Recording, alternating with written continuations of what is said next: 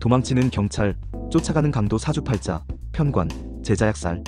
제자약살 약한 편관을 왜 재성이 도와주어야 하나? 프롤로그.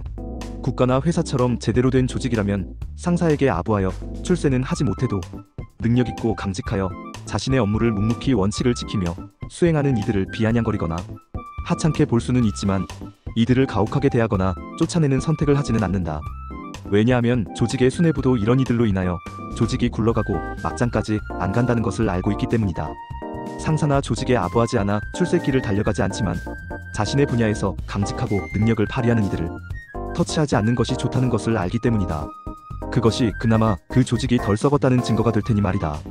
명리혁명 신드롬 프롤로그 중에서 제자약살은 재성이 약한 편관을 생해준다는 뜻이다. 그런데 왜 나비견 심하게 극하는 편관을 생해주려는 것일까? 비겁의 반대편에는 관성이 있다. 사주명리학은 권형, 균형학이라고 누누이 말해왔듯이 비겁과 관성이 음양의 모습이 되는데 서로 대등한 모습으로 균형이 잡힐 때 활력이 생기고 생동감이 넘친다. 관성, 특히 편관이 강한데 비겁이 약하다면 총칼 앞에 쥐 죽은 듯이 살아가는 일제치하나 군사정권의 시대처럼 될 것이다. 반대로 비겁이 강한데 관성, 특히 편관이 약하다면 비겁들로 인해서 통제가 불가능한 무법천지의 1991년 LA 폭동사태 같은 모습이 된다.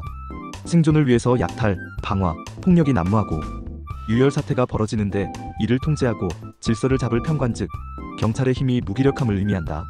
현대에는 총기 사용이나 과잉 진압으로 인한 인적, 물적 피해 보상이나 징계를 두려워하는 편관경찰은 소극적으로 대항하고 눈치를 보니 편관의 기능을 제대로 수행하지 못하게 된다.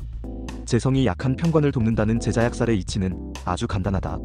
편관이 편관답게 본연의 모습으로 활동할 수 있게 돕는 것이다.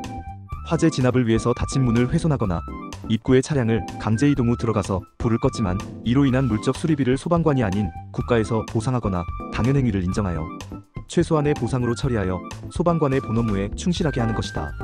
범인을 체포하는 과정에 일반 시민에게 재산 피해가 생겼을 때 이를 경찰관이 보상하는 것이 아닌 국가나 경찰 조직에서 비용을 상수해주는 것이고 이는 같은 환경인 병원도 다르지 않을 것이다. 인간은 누구나 실수할 수 있는데 편관도 마찬가지다.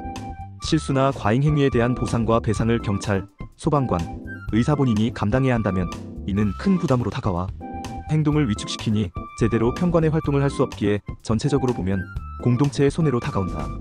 이러한 활동에 따른 피해나 손실을 조직에서 보상, 보존함으로써 본연의 임무를 잘할 수 있게 해주는 것 또한 편관의 급여, 처우, 복지 등을 보장해주는 것도 중요한데 이런 것에는 돈이 들어가기 마련이다. 이것이 제자약살이 필요한 이유이다. 편관의 힘이 너무 강했던 일제치하, 군사독재 시절이라면 불필요하고 오히려 해가 되지만 개인 소유권, 기본권, 인권의식이 높아져 편관의 힘이 약해진 오늘날에는 제자약살이 필요한 이유이다.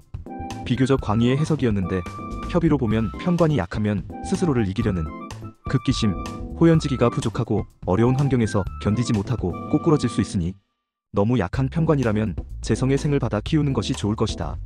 약한 편관도 재성의 지지가 있으면 다시 국가의 질서가 세워질 것이다.